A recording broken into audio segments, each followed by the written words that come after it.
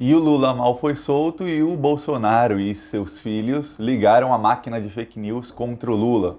Então, se você tem algum amigo bolsonarista, mostra para ele esse vídeo. E se você é bolsonarista e algum amigo te mostrou o vídeo, assiste. Pelo menos metade do vídeo. E procura no Google tudo que eu falar aqui para ver que eu estou falando a verdade. E quando os filhos do Bolsonaro ou ele publicaram alguma coisa, dá um Google e procura para ver se é verdade.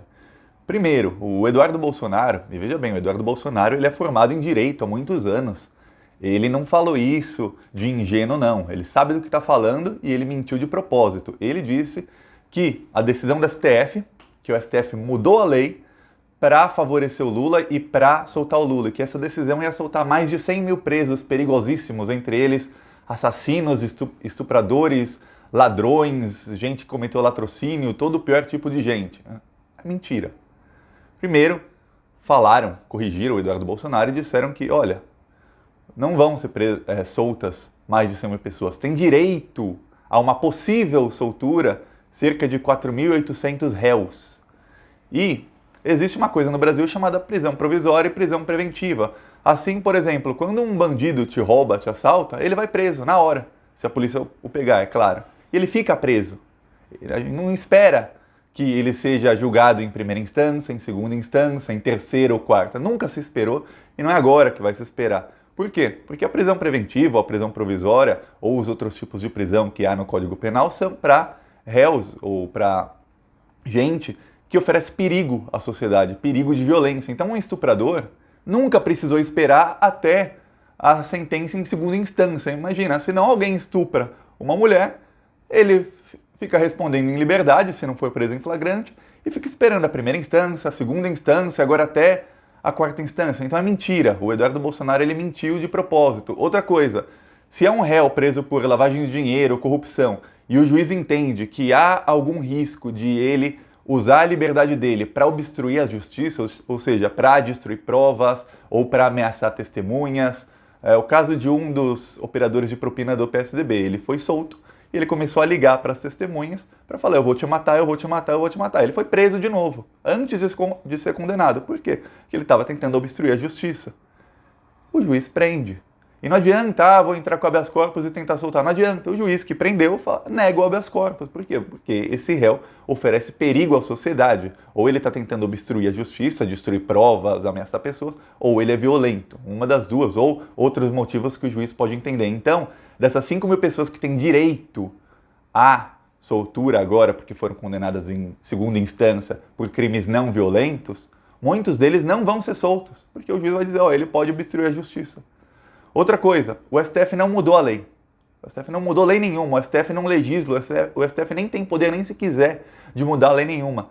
De 1988, quando tem a Constituição, até 2016, o entendimento era que só se é considerado culpado após o trânsito em julgado, ou seja, após esgotamento de todos os recursos, após a condenação no STF. Veja bem, isso foi de 88 até 2016. O Brasil ficou assim por 30 anos quase. O STF mudou em 2016. E agora em 2019, para a prisão em segunda instância conseguir, para ficar prisão em segunda instância, e todo mundo diz que foi só para prender o Lula, para que ele não pudesse participar da eleição ou não pudesse fazer campanha para o candidato dele. Foi exatamente o que aconteceu. Ele preso não podia nem aparecer em flyer do Haddad, não podia nem aparecer vídeo antigo dele na campanha do Haddad. E agora, em 2019, o STF voltou para o entendimento anterior, que é o que diz a Constituição. Se alguém quiser mudar, mude a Constituição. Outra mentira do Bolsonaro é quando eles dizem, os filhos do Bolsonaro, que o STF mudou a lei, já falei que não, para favorecer o Lula, para soltar o Lula. Mentira. Mentira. Por quê? O Lula já tem direito de estar solto desde o dia 12 de setembro. Inclusive, dá um Google. Tem um parecer da Raquel Dodge, aquela procuradora-geral da República que odeia o Lula, dizendo em junho já que o Lula podia estar solto em setembro. E o Lula em junho ele já podia entrar, caso esse trâmite demore, geralmente demora alguns dias, ele podia já entrar com um pedido desde junho para dizer: ó, no dia 12 de setembro eu tenho direito à progressão de regime, eu posso ser solto. Inclusive, o Lula não quis. E a força-tarefa da Lava Jato, os amiguinhos do Sérgio Moro, que os bolsonaristas tanto idolatram, eles pediram, eles falaram: ó, a gente quer que o Lula seja solto, Primeiro eles falaram, o Lula tem que ser solto e pagar uma multa de 4 milhões. 4 milhões e 900 mil. E o Lula falou, não quero ser solto, eu quero ser solto inocentado, eu quero ser solto com a liberdade plena. Aí o que aconteceu? O Lula se escorou numa decisão da STF que dizia que ele não podia ser transferido, ou progressão de regime, até que julgasse um habeas corpus, que é o habeas corpus que o Lula tem esperança, quem gosta do Lula tem esperança, como eu, que ele vai ser inocentado, que vai ser julgado daqui 2 ou 3 semanas.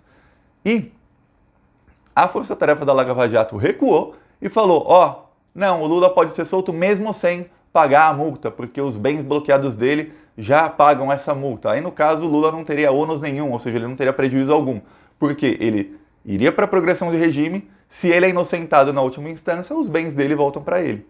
Se não, ele já não tem aqueles bens, já estão bloqueados nesse momento, não ia mudar muita coisa para ele. O que ia mudar é se ele for inocentado na última instância no STF, os bens voltam para ele. Então o Lula não vai ter que pagar nada. Ele podia simplesmente dizer, ok, eu quero ser solto. Mas o Lula disse, não, eu não quero ser solto. E aí, agora que mudou o entendimento do STF, o Lula tem o direito da liberdade plena e pode aguardar em liberdade o habeas corpus que todos acreditam que ele será inocentado, que é o da suspeição do Sérgio Moro. E veja bem, sobre a Força Tarefa da Lava Jato dizer que queria o Lula livre já em setembro. Eles queriam o Lula livre já em setembro. Então o STF não mudou decisão nenhuma para libertar o Lula. Se o STF quisesse, obrigaria o Lula a aceitar a progressão de regime, porque eles podem. Estava na mão do Fachin. E para quem não sabe, o Deltan Dallagnol, em conversas privadas, falou: o Fachin é nosso. E o Fachin é um lavajatista. Todas as decisões dele, aí dá um Google no que fala o Fachin nas últimas decisões dele, nas últimas semanas. Ele cita a Lava Jato como grande exemplo. E ele é amigão do Deltan Dallagnol e do Sérgio Moro e de toda a Lava Jato. Mas o Fachin não fez isso. Ele não forçou o Lula à progressão de regime. E agora o STF deu essa decisão, que é para voltar ao entendimento que foi por mais de 30 anos. Por 28 anos. Então, não está errado. O STF simplesmente voltou ao que era antes. E agora fica cada vez mais a suspeita, não é nem suspeita, fica assim, tá provado. O STF só mudou que a prisão em segunda instância existia para que o Lula fosse preso e não participasse do processo eleitoral em si. Não apenas da eleição, mas do processo eleitoral. É isso. Não, quem falar que foi uma coisa diferente está errado, porque por 28 anos tinha um entendimento, por 28 anos, e aí o STF muda justo antes da eleição, e depois que acaba a eleição, depois que acaba o processo eleitoral inteiro, o STF muda de novo, para que o Lula possa ser solto. É muito. E quando o Deltan Dallagnol e a Força Tarefa da Lava Jato pediram a progressão de regime do Lula, não pensem que eles gostam do Lula. O Deltan Dallagnol cometeu vários crimes na investigação contra o Lula. E no dia que ele fez aquele PowerPoint, lembra do PowerPoint que ele fez contra o Lula? Um dia antes, as conversas privadas dele com o Sérgio Moro mostram que eles conversavam entre si e o Deltan Dallagnol falava: eu não achei nada concreto contra o Lula. Eu estou inseguro, a gente pode adiar. Aquilo, para quem não sabe, é quando o Dallagnol ofereceu a denúncia contra o Lula. É quando um procurador, um procurador, ele investiga uma pessoa e ele diz: achei provas, eu vou oferecer denúncia. Aí ele oferece denúncia com as provas que ele achou, e o juiz, que geralmente não é amigo dele, geralmente o juiz não está em conluio com ele, o juiz diz, ele vê as provas e diz, eu aceito a sua denúncia, essa pessoa agora é oficialmente réu, ou eu não aceito a sua denúncia, caso arquivado. No caso, o Deltan Dallagnol falou com o juiz, coisa que não poderia acontecer, dizendo, eu não tenho segurança nas provas, eu não achei nada concreto contra o Lula. E o Sérgio Moro, que é o juiz, em vez de dizer, então não apresente a denúncia, ele falou, não, vai fundo que eu aqui, Sérgio Moro, garanto.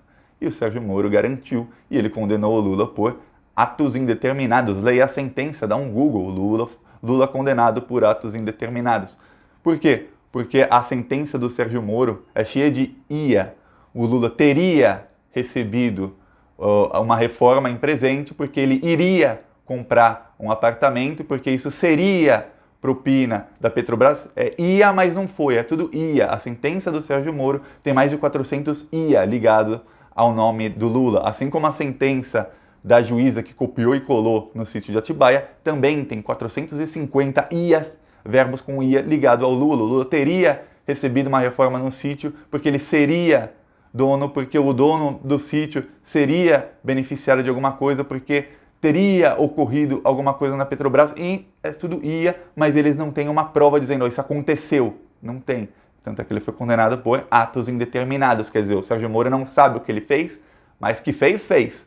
É isso no caso do Triplex. Aí você pode achar que o Lula é ladrão ou que não é, mas você não pode querer que ele fique preso por um crime onde o juiz e o promotor, o procurador, cometeram vários crimes para condená-lo e que condenaram por um ato indeterminado que nem eles sabem o que o Lula fez ou teria feito, nas palavras do próprio Sérgio Moro. É isso.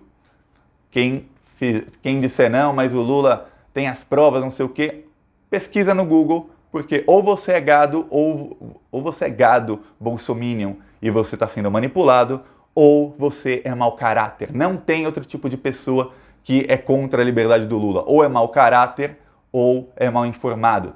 São esses dois tipos. É bem polarizado aqui, ó. Mau caráter e mal informado. É um dos dois. Se você é contra a liberdade do Lula, você está nesses grupos.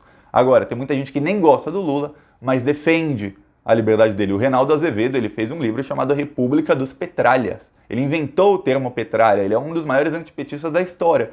E ele defende há anos. Ele falou, o Lula não devia nem ter sido preso porque ele foi preso sem provas.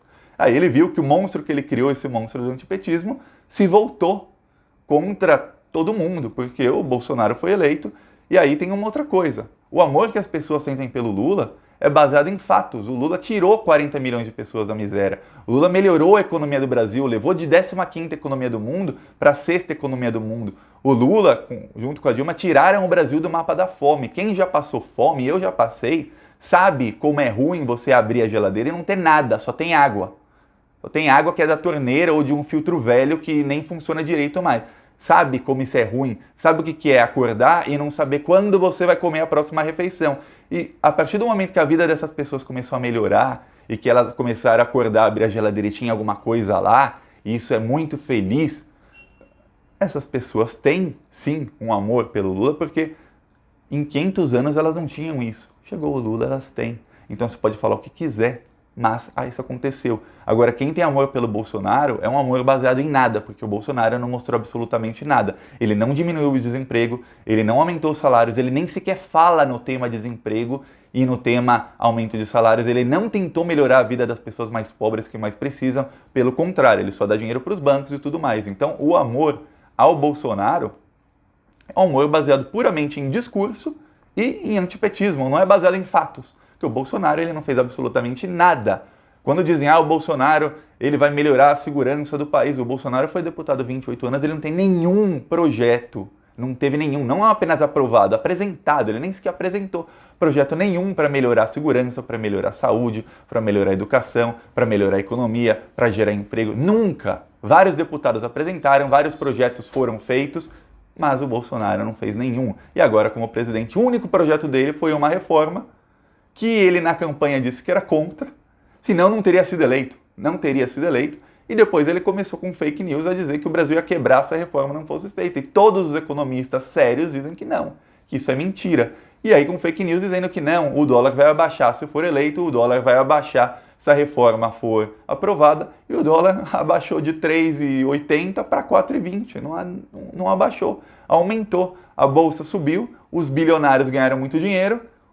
Quem é pobre, quem é classe média, vai ganhar menos na aposentadoria e vai trabalhar mais. Se eles trabalham mais, tem mais idoso trabalhando que devia estar aposentado, quer dizer que tem mais jovem que devia estar entrando no mercado de trabalho e não vai ter emprego, porque o emprego dele está sendo de um idoso que deveria estar aposentado, ou seja, essa vaga de emprego devia estar aberta e não está. E o pior, se o idoso for demitido, ele não acha mais emprego, porque quem vai dar emprego para uma pessoa de 60 anos no Brasil é muito difícil, no mundo inteiro é muito difícil.